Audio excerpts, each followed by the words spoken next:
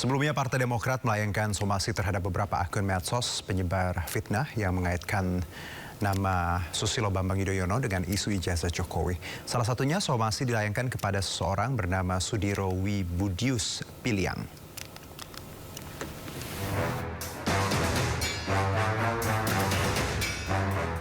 Partai Demokrat melayangkan somasi terhadap Sudiro Wibudius Piliang lantaran dinilai menyebar fitnah terhadap Partai Demokrat dan Ketua Majelis Tinggi Partai Demokrat Susilo Bambang Yudhoyono.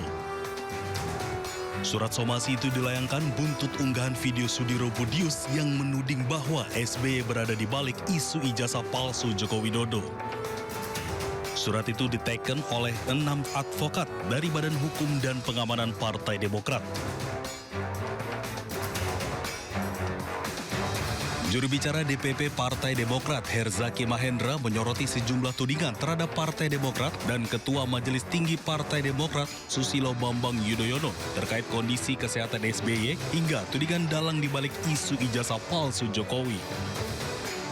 Menurutnya tudingan tersebut merupakan pengalian isu di tengah bencana. Belakangan juga muncul misinformasi terhadap Pak SBY, mulai dari rumor terhadap kondisi kesehatannya hingga beliau dituduh terlibat dalam isu pemalsuan ijazah Pak Jokowi. Isu-isu tersebut tidak benar. Sangat disayangkan perhatian kita hari-hari ini malah berusaha dialihkan ke isu-isu politik yang tidak berdasar.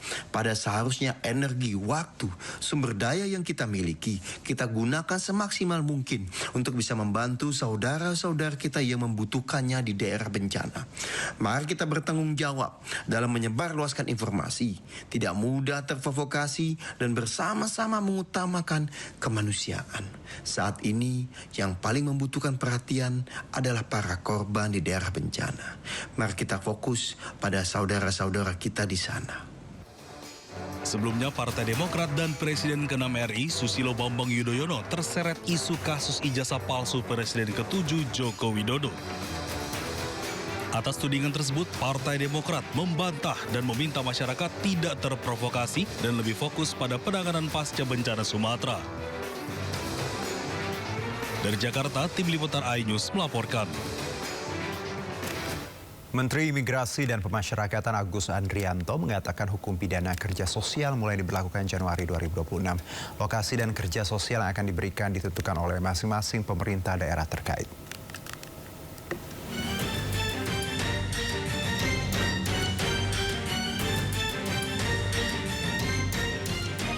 Menteri Imigrasi dan Pemasyarakatan Agus Andrianto menyatakan hukuman pidana kerja sosial akan mulai diterapkan setelah KUHP dan KUHAP resmi berlaku pada 2 Januari 2026. Ia menyampaikan seluruh kepala lembaga pemasyarakatan dan kepala rumah tahanan telah menekan sejumlah kerjasama dengan pemerintah daerah terkait penerapan sanksi kerja sosial tersebut. Nantinya lokasi dan kerja sosial yang akan diberikan ditentukan oleh masing-masing pemerintah daerah terkait. Nanti kita tunggu berlakunya KUHP baru 2 Januari. Nanti hasil koordinasi para Kalapas, Karutan dengan pemerintah daerah ini sudah membuat beberapa alternatif dan tempat dan jenis pekerjaan yang dikerjakan. Ke Mahkamah Agung sudah bersurat ya Pak? Sudah. Tadi sudah sampaikan. Sementara Ketua Kamar Pidana Mahkamah Agung Prim Haryadi membenarkan jika Kejaksaan Agung mengusulkan agar hakim hanya memutus durasi pidana sosial. Adapun soal jenis pidana kerja sosial dan tempat melakukannya ditentukan jaksa eksekutor.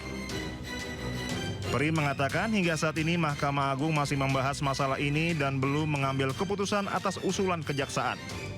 Menurut Prim, keputusan yang sudah diambil Mahkamah Agung yakni hakim akan menyebutkan kesalahan terdakwa, bentuk jenis pidana kerja sosial, lama durasi kerja dalam 1 hari dan 1 pekan, serta di mana terdakwa akan melaksanakan kerja sosialnya. Dikatakan bahwa kerja sosial itu tidak boleh lebih dari 6 bulan masanya. Oleh karenanya, hakim dalam menjatuhkan pidana kerja sosial harus menyebutkan dalam 1 hari itu berapa jam. Kemudian dalam 1 minggu itu berapa hari. Terdakwa harus melakukan kerja sosial dan menyebutkan di mana tempat kerja sosial itu dilakukan. Apakah di rumah sakit, apakah di rumah-rumah ibadah gitu ya. Nah, memang, ini jujur saja ini ada pembicaraan lah antara Pak Jampidum dengan kami. Pak Jampidum menginginkan kalau bisa katanya sudah ada pembicaraan Pak Jampidum dengan Kementerian Dalam Negeri kalau tidak salah saya. Beliau berkeinginan agar hakim hanya menyebutkan tentang lamanya saja. Tempat itu nanti mereka yang menyesuaikan dengan kondisi daerah setempat. Pidana kerja sosial merupakan hal baru yang termuat dalam Undang-Undang Nomor 1 Tahun 2023 tentang Kitab Undang-Undang Hukum Pidana atau KUHP. KUHP baru ini akan mulai berlaku pada 2 Januari 2026 termasuk dengan Kitab Undang-Undang Hukum Acara Pidana atau KUHAP. Sejumlah aktivis dan pakar bidang hukum dan HAM menilai sejumlah pasal dalam KUHP baru berpotensi mengancam kebebasan berpendapat. Selain itu ada pula ketentuan yang dianggap mengancam privasi masyarakat.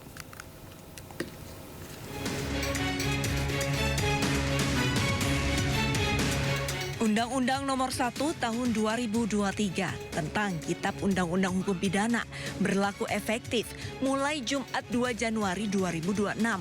Pemberlakuan ini tepat 3 tahun sejak diundangkan pada 2023 lalu. Sejumlah pakar serta aktivis bidang hukum dan HAM menilai sejumlah pasal berpotensi mengancam kebebasan berpendapat dan mengancam privasi. Di antaranya pasal 218 KUHP tentang penghinaan presiden dan wakil presiden.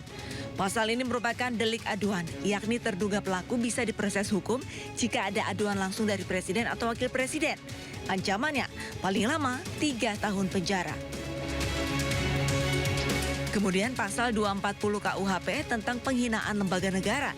Setiap orang di muka umum yang menghina pemerintahan yang sah dan berakibat kerusuhan bisa terancam hukuman maksimal 3 tahun penjara. Ada pula pasal 256 KUHP tentang penyelenggaraan pawai, unjuk rasa dan demonstrasi tanpa izin serta menimbulkan keonaran atau huru-hara di masyarakat. Pelakunya bisa terancam hukuman 6 bulan penjara. Selanjutnya, pasal 2 KUHP yang mengakui hukum adat atau aturan yang berlaku di suatu daerah. Pelanggarnya bisa dipidana. Pasal ini dikhawatirkan memicu kesewenang-wenangan peraturan daerah hingga aksi main hakim sendiri. Lalu ada pasal 411 dan 412 KUHP tentang perzinaan dan kohabitasi atau hidup bersama tanpa ikatan pernikahan. Pasal ini merupakan delik aduan yang bisa diadukan oleh pasangan sah atau orang tua pelaku. Ancamannya maksimal 1 tahun penjara. Kemudian pasal 188 KUHP tentang penyebaran paham komunisme, Marxisme, dan Leninisme yang ancaman hukumannya hingga 4 tahun penjara. Terakhir pasal 300, 301, dan 302 KUHP tentang tindak pidana agama sebagai perluasan dari pasal penodaan agama. Kelompok HAM menilai pasal ini multitafsir dan rentan dipakai untuk menekan kelompok minoritas.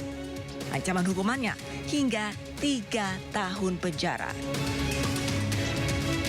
Tim Liputan iNews melaporkan.